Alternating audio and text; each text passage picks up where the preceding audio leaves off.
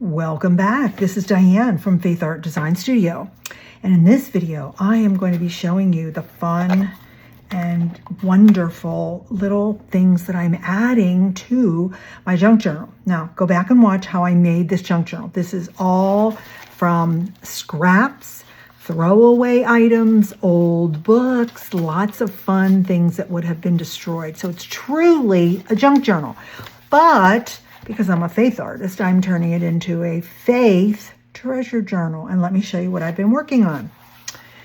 I haven't decided what to do on my cover. I haven't decided what to do on the spine yet. And there's a reason I'm waiting for the spine till the last. Because the last couple of journals that I've made where I've added dangles on the spine, if I did that now, when I go to open it, it's not going to lay flat, which means I really can't work in it. So that's going to be one of my last things to do. The next thing that I haven't decided what to do is I want to name this journal, but I don't know what to call it yet. The reason I don't know what to call it is because I'm adding faith, but it's not like my Faith Windows kits where here's a topic and here's all the Bible verses and we're doing a Bible study. I'm basically showing you how to mass make really fun pieces of ephemera. We're adding faith to those pieces of ephemera, and then we're adding them into a junk journal. So I'm trying to show you that you can make junk journals if you love to make them from junk and from scratch and old stuff, but you can also add the faith component. So let's dive in and let me show you what I've been working on. Now, again, go back and watch how I made this journal, because it's a really good video. This was an envelope from American Express, some invitation thing, and I inserted it into my first signature. I have 3 signatures here, and it had this wonderful window.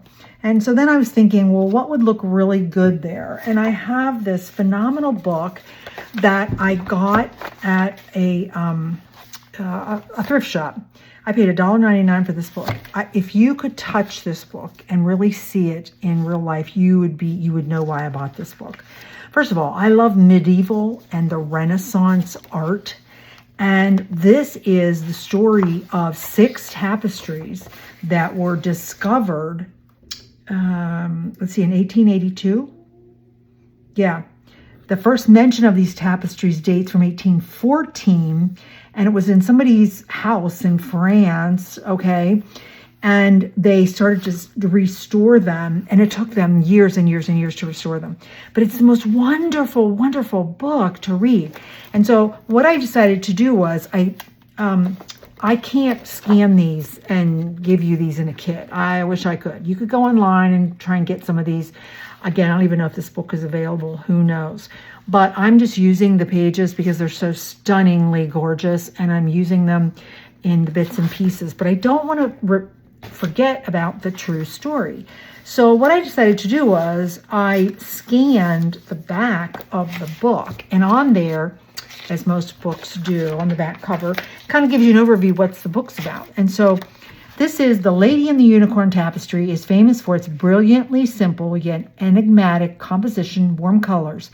Its appealing female figures and animals taken from life and mythology, as well as flower-strewn millefleur, that's some French word, background.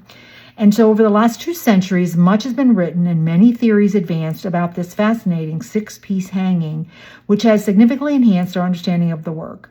The enthusiasm for the image of the unicorn in the Middle Ages and its countless representations from the late 19th century to the present continue to intrigue, and they do. So the installation of the tapestry at Musée de Cluny has inspired writers and artists since 1883. This continues to pique the interest of creative individuals. Is that not the very definition of a masterpiece? And it is, and I loved it. So I thought it was so perfect to put in there. And then, like I said, I printed that so that I could put the story of that. And then I added, there was some wording on here, American Express or something. And so I picked one of my pieces of a faith ephemera. I have a whole series of faith ephemera kits if you want to look into them. That's a piece from there. And then the envelope had writing on the back of the flap, and so I just put that on there. Then on the next page, I've added this, and I've talked to you about this before. These are in my Amazon link store. These are wonderful black and white stickers that are transparent, and I love them because it looks like I sat there and doodled it, but I don't doodle. So Then the next piece that we found was this wonderful piece from Macbeth, the Lady Bountiful, from the Beaux Stratagem, some play from who knows when, right, for a long, long time ago. But anyway, I just loved it.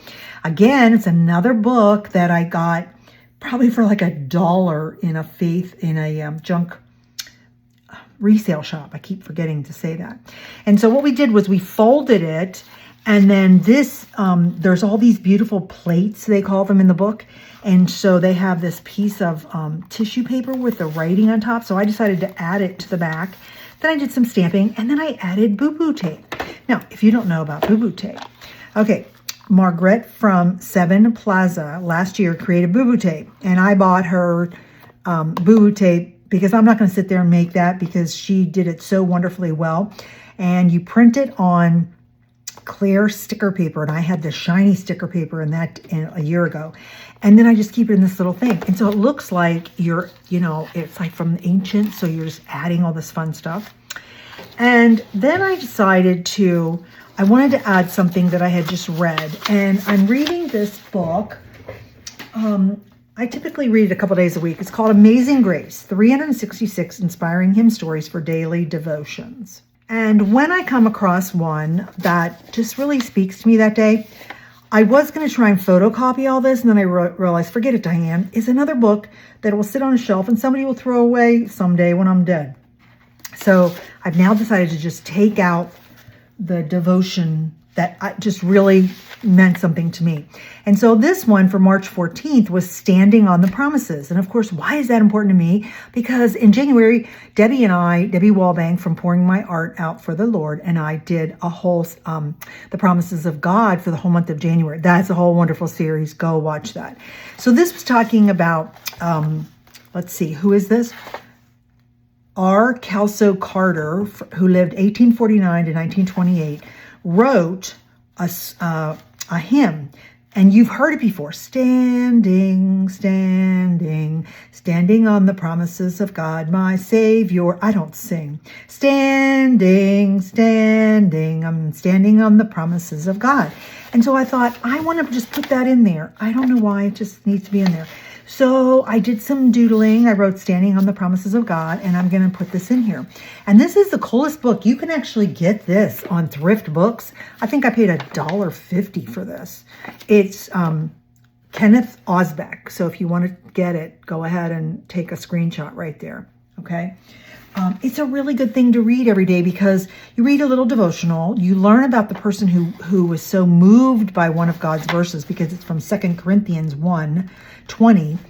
And that verse says, for all the promises of God in him are yea, and in him amen, unto the glory of God by us. Now that's the King James Version, but it's yea and amen, right?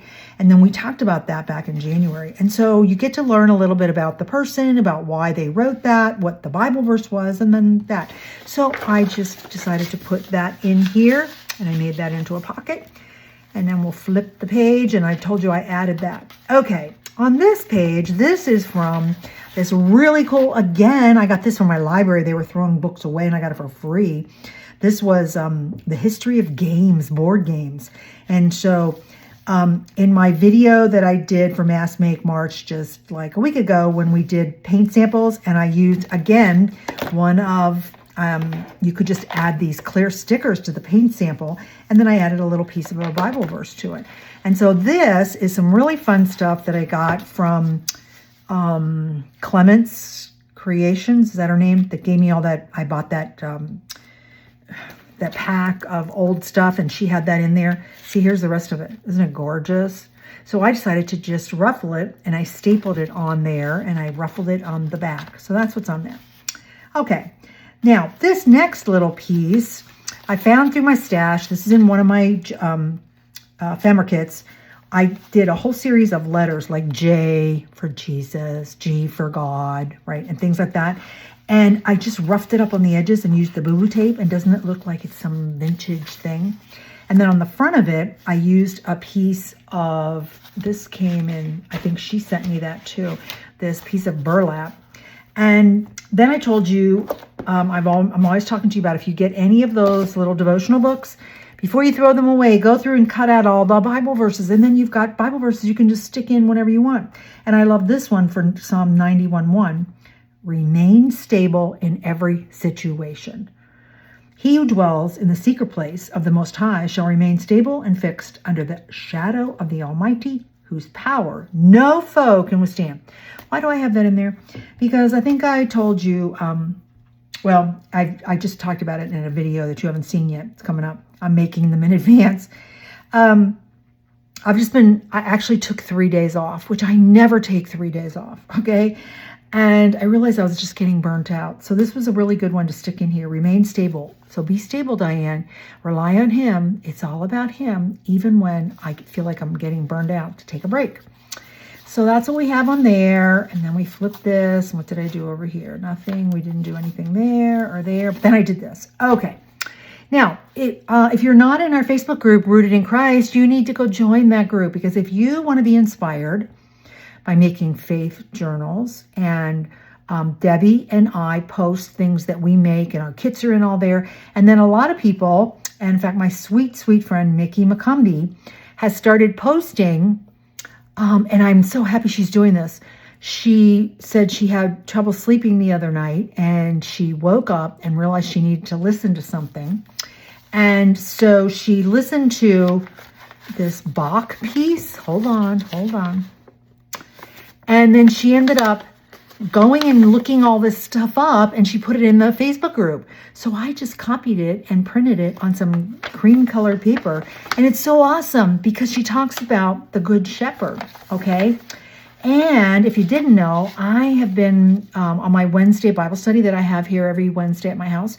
We have been doing a study on the Lord is my shepherd. Let me get you the book to show it to you. So this is by Philip Keller, and it's called The Shepherd Trilogy. However, these are 3 separate books. They're small little books that he wrote, and then they put them together in this. And I got this off of Amazon. And my Bible study group, we've been reading this. And so we've been going into, and I have talked to you before about this. If you think you know all about shepherds, guess what? Like me, I didn't know anything about really being a shepherd. Now, I love Psalm 23, don't we all? We all repeat it, and I can say it by heart. But I didn't really understand, what is a shepherd? What do they do? I had to learn about sheep, and now I know so much more about sheep. And I know so much more about the fact that, what does it mean when Jesus said he is our shepherd? Because we hear only his voice. And this book is just phenomenal. All 3 of them are great. But he goes through each line of the book, and then this was written in the 70s. He was a real shepherd in Africa. And so you're hearing what a real shepherd does, the challenges. It is a 365, 24/7 job. And when I started reading that, thinking I could never be a shepherd. Only Jesus is the shepherd. Anyway, so she wrote about that, and I got so excited, and I just have to put this in here, because she said, sheep may safely graze is a profound biblical metaphor representing the peace, security, and spiritual nourishment that we believers experience when we are under the watchful care of Jesus, who is the Good Shepherd. It symbolizes a state of trust where humans, we are the sheep, we surrender our anxieties and we rely entirely on divine protection by the shepherd for our sustenance and our safety. So you got to go join my Facebook group, and you got to read this post. And I'm so happy Mickey is doing this. She does it a couple days a week, and she listened to this music, and then she realized, I need to go look all that up. And so she shared all this information with us about the Good Shepherd's watchful care, the nature of the sheep, the contextual themes in this. And so I printed it. And remember when we did the paint samples last week, I went and got some more brown ones, and they ran them through my embossing machine. And so I put that together, these 2 pieces, and we are just going to insert it on this music page because it's talking all about her listening to that song. Now, this is something that I made for myself. I've not put it into my shop. If you're interested in it and would like to see more pages, let me just quickly show you a couple of them. Because we're doing this Bible study, I went and gathered lots of pictures of Jesus as the sheep. and the shepherd and all this kind of stuff. And I put it in here and I made this, the Lord is my shepherd, because I made myself, actually, I've been journaling this since we started it back in November. So anyway, I just printed that. And then I have, and I will tell you, if you're in a resale shop, now, where did I just move it to? Okay, I have too much stuff. Oh, here it is. Okay, if you're in a resale shop, some of them give away Bibles for free because people just give all these Bibles away. Pick some up, because this is not desecrating God's Word. I'm cutting out God's Word and I'm putting it in a journal. This book would end up in the trash and being burnt, and that's desecrating God's Word. So when I wanted just a little sample of a Bible verse, look, I was able to cut that out. I mounted it on black. So pick yourself up a couple of these Bibles in whatever version, and then you've got a quick way to add your faith to your treasure journal. Did I do anything else? Let's see. What did we do? Because I'm kind of skipping around through here. Well, we added these the other day. Yeah, I was showing you how to make these hanging paper clips. And so that is here in the Bible. I mean, in my treasure journal. Listen to me, I'm just being crazy. And then this video is popping up. This is making little over-the-top folding notebooks. It hasn't come out yet. By the time you watch this video, you have already seen this one. So I show you how to make these, and so I put that right in here on this page, and it hangs over there, and I can put some notes in there. So there we go. I think that's probably all that I've done so far. So I hope that you're enjoying the Mass Make series. And I hope that my goal is to teach you how to turn a real junk journal, and there's lots of girls showing you how to make junk journals with real junk and old stuff, but you can turn it into a treasure journal. What's a treasure journal? It is a junk journal filled with God's Word. Now, as I was reading all the stuff to you today, I don't know what it's going to be called, but you know what I'm realizing this is going to be for me? This is going to be like my daily faith nuggets or something like that. I'll have to come up with some good word. That might be what the name of this journal will be, because I'll have this done by the end of the month, because I'm going to spend the rest of this whole month on Mass Make March. So, till the next video, please like my videos. Please subscribe to my channel. Go to my Facebook group. All those links are always in my description. You just have to click more, the word more, and then you're going to see where all those links are. So I hope that you are inspired and that you will turn a junk journal into a faith journal along with me. Till next video.